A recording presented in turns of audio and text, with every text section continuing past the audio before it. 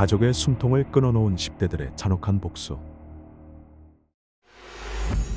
연말 마지막 날, 산둥성의 작은 집에서 경찰이 한 여성과 그녀의 어린 아들의 시신을 발견하였습니다. 두 사람 모두 잔혹하게 살해되었으며 몸에는 수많은 칼과 흉기로 인한 상처가 새겨져 있어 끔찍한 현장을 남겼습니다. 그러나 대중을 더욱 충격에 빠뜨린 것은 이 잔혹한 범죄를 저지른 이들이 고작 16세에서 18세 사이의 청소년들이었다는 사실입니다. 지금 듣고 있는 이 정보는 사실입니다. 그들은 모두 미성년자였습니다. 세계적인 교육 시스템을 자랑하는 중국에서 이 같은 끔찍한 사건은 사회에 큰 충격을 주었을 뿐 아니라 여러 가지 의문을 던지게 하였습니다. 실제 범죄 사건을 2D 스타일로 각색한 작품입니다. 어떻게 이 어린 나이의 아이들이 이렇게 냉혹한 행동을 저지를 수 있었을까요? 혹시 교육 방식이나 사회적 압력이 이런 젊은 살인자들을 만들어낸 것은 아닐까요? 이 비극적인 사건을 살펴보며 그 뒤에 숨겨진 진실과 범죄 동기를 함께 파헤쳐 보시죠. 12월 29일 오후, 학교 수업이 끝난 후 샤오창과 샤오우는 함께 인터넷 카페를 찾아 게임을 즐기기로 계획하였습니다. 그러나 둘 다 용돈이 없었기 때문에 친구들에게 돈을 빼앗아 인터넷 카페에 가기로 마음먹었습니다. 이와 동시에 샤오리는 항상 선생님들로부터 칭찬받고 친구들에게도 인기가 많은 모범 학생이었습니다. 하지만 샤오리의 뛰어난 모습은 샤오창, 샤오후, 샤오빙 3명의 질투를 불러일으켰습니다. 특히 샤오창은 과거 샤오리와 갈등을 겪은 적이 있었으며 샤오리가 자신들의 위협에 굴복하지 않고 강하게 반항한 것이 이유였습니다. 이 때문에 샤오창은 샤오리를 더욱 증오하게 되었고 결국 그에게 잊지 못할 교훈을 주기로 결심하였습니다. 샤오창은 두 친구와 함께 샤오리를 목표로 삼고 분노를 쏟아내기 시작하였습니다.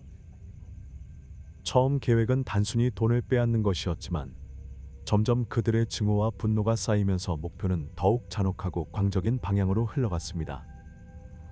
샤오리의 집에 사람이 없는 것을 확인한 샤오창과 샤오우는 곧바로 계획을 실행에 옮기기로 하였습니다. 그들은 위험을 줄이기 위해 샤오빙을 끌어들여 공모를 강화하였습니다.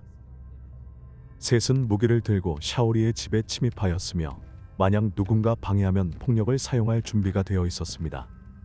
집안에 몰래 들어간 이들은 미처 예상하지 못한 약한 숨소리를 듣게 되었습니다. 그 소리는 바로 샤오리의 어머니 류시로 그녀는 이들이 집안에 침입했다는 사실조차 모르고 있었습니다. 어둠 속에서 숨어있던 세 사람은 곧바로 류시를 협박하며 재산을 넘기라고 요구하였습니다.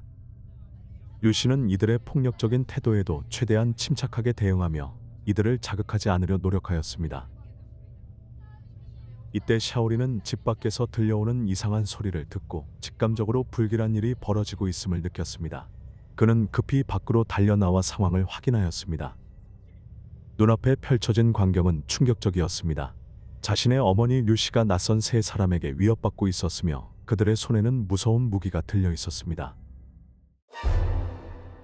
샤오리는 단 한순간의 망설임도 없이 어머니를 지키기 위해 앞으로 뛰어들며 강한 결의를 보여주었습니다.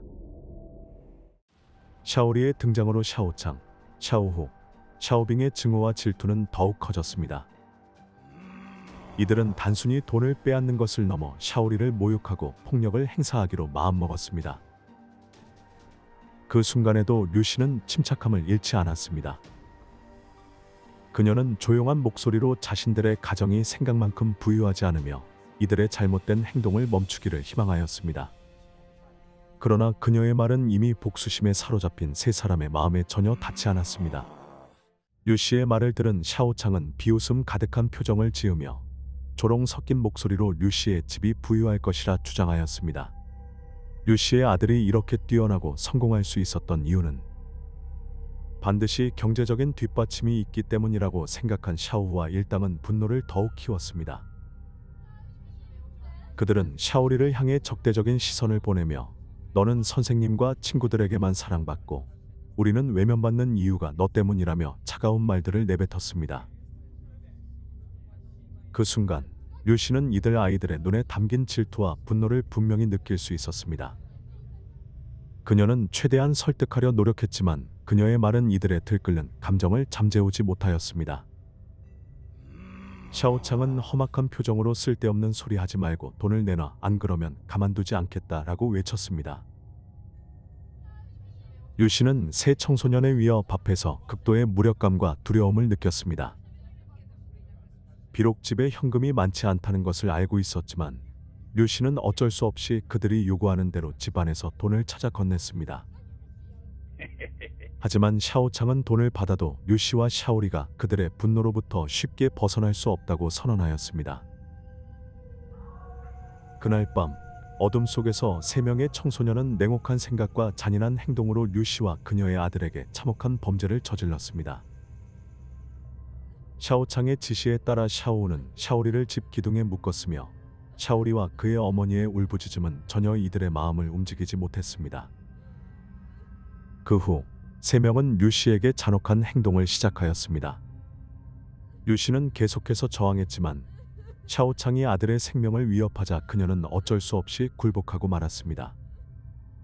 류 씨는 이 끔찍한 상황이 끝나기를 간절히 바랐지만 세 청소년의 광기는 멈출 줄 몰랐습니다. 그들은 류 씨와 샤오리 모두의 생명을 잔혹하게 빼앗아갔습니다.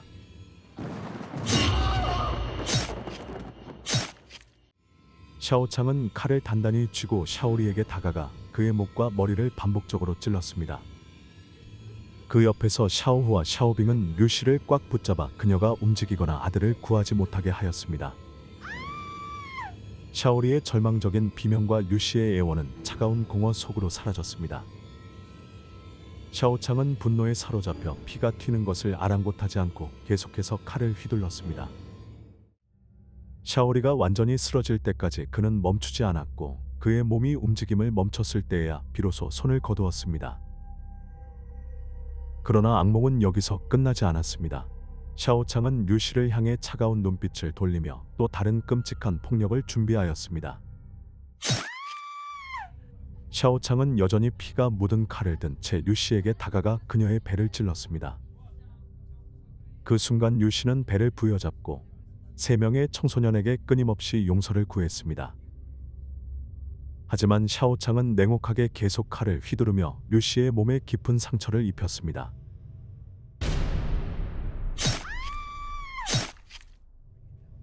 그 옆에서 샤오후와 샤오빙은 흥분된 표정으로 그녀의 고통을 지켜보았습니다.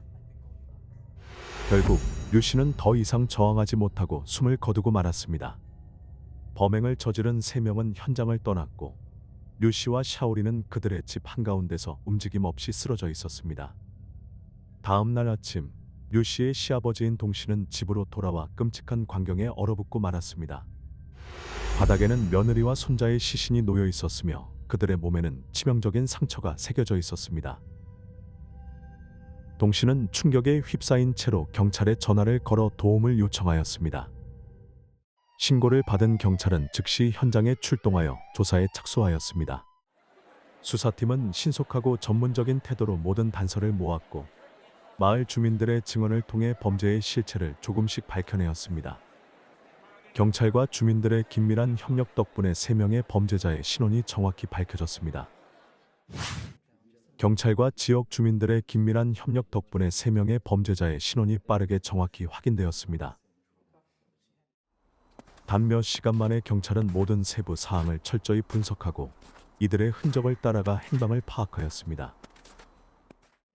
이번 사건에서 가장 놀라운 점 중 하나는 범인들의 나이였습니다. 샤오창은 겨우 18세, 샤오우는 17세, 그리고 가장 어린 샤오빙은 16세였습니다. 그들은 아직 어린 나이임에도 불구하고 믿을 수 없을 정도로 잔혹하고 냉혹한 범행을 저질렀습니다. 이들의 나이가 공개되자 사건은 사회적으로 더 큰 충격을 불러일으켰습니다. 비록 나이는 어리지만 그들의 냉혹하고 잔인한 행동은 대중에게 깊은 충격과 소름을 안겨주었습니다.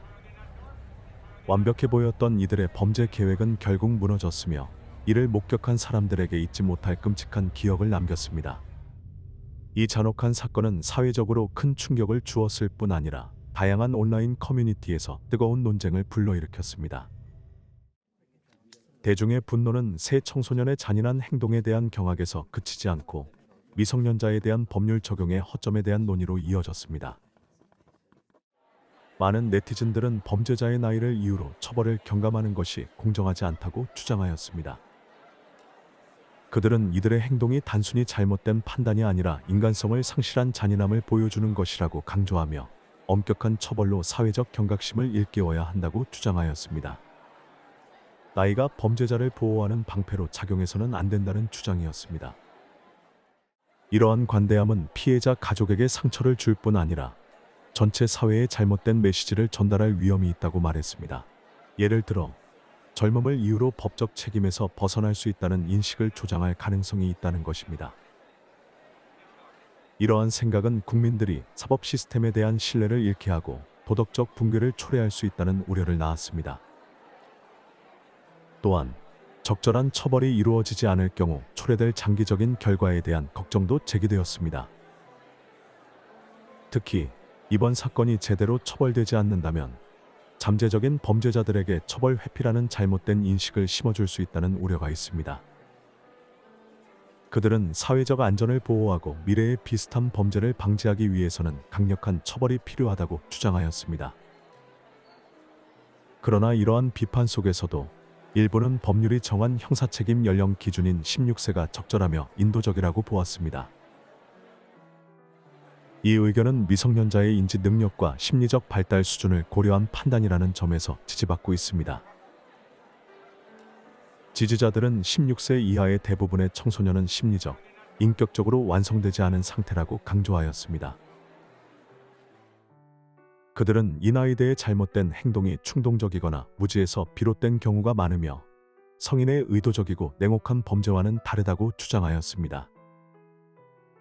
따라서 엄격한 처벌은 교육적 목표에 반할 뿐만 아니라 이 청소년들이 개선될 기회를 박탈할 수 있다고 덧붙였습니다.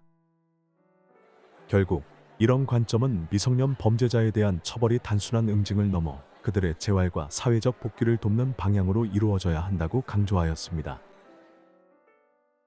법 체계는 청소년들에게 특별한 교육적 조치와 인격 회복 프로그램, 심리적 지원을 제공하여 그들이 잘못을 깨닫고 삶을 다시 세워나갈 수 있도록 돕는 데 초점을 맞춰야 합니다. 또한 일부 사람들은 미성년자에 대한 관대한 처벌이 범죄를 방관한다는 의미가 아니라고 지적합니다. 오히려 이는 환경적 요인이나 부정적인 영향으로 인해 탈선한 청소년들과 함께하려는 사회적 이해와 책임감을 반영합니다. 이러한 의견은 법이 사회의 안전을 보장하기 위해 엄격해야 하지만 동시에 유연하고 인간적이어야 한다고 주장합니다. 이는 잘못된 청소년들에게 변화를 위한 기회를 제공하고 인생을 새롭게 시작할 수 있는 기반을 마련하는 것이 중요하다는 점을 강조합니다. 문명화된 사회는 단순히 처벌에 의존하는 것이 아니라 적절한 관용을 통해 젊은 세대의 실수를 인생의 종점이 아닌 새로운 출발점으로 만들어야 한다고 주장합니다. 비록 이들이 끔찍한 범죄를 저질렀다 하더라도 교육과 환경적 영향을 고려해 재활의 기회를 제공하는 것이 우선되어야 한다고 말합니다. 법은 단순히 범죄를 응징하는 데 그치지 않고 그들에게 올바른 길로 돌아올 수 있는 길을 제시하는 역할을 해야 한다는 주장입니다. 미성년자 범죄자들에게 가벼운 처벌을 적용하면 이들이 사회에서 올바른 길을 찾고 다시 시작할 수 있는 기회를 제공할 수 있습니다. 미성년자 범죄 처리 문제는 현재 사회적으로 점점 더 많은 관심을 받고 있습니다. 특히 이들의 범죄가 매우 심각함에도 불구하고 나이 때문에 법이 상대적으로 관대한 처벌을 적용할 가능성이 있다는 점에서 논란이 제기되고 있습니다. 이러한 상황은 미성년자 범죄자에 대한 형벌의 합리성을 둘러싼 사회적 논쟁을 촉발시켰습니다. 일부 의견은 비록 이러한 범죄가 용납될 수 없는 수준이라 하더라도 미성년 범죄자들에게는 변화의 기회를 제공해야 한다고 주장합니다. 그들은 교육, 심리 상담, 그리고 사회적 지원을 통해 청소년들이 범죄의 굴레에서 벗어나 올바른 길로 돌아올 수 있도록 도와야 한다고 강조합니다. 반면 다른 사람들은 범죄가 지나치게 심각한 경우에는 나이와 상관없이 엄격한 처벌이 필요하다고 주장합니다. 그들은 나이를 이유로 형벌을 경감하는 것이 사회적 정의와 공정성을 해친다고 보고 있습니다.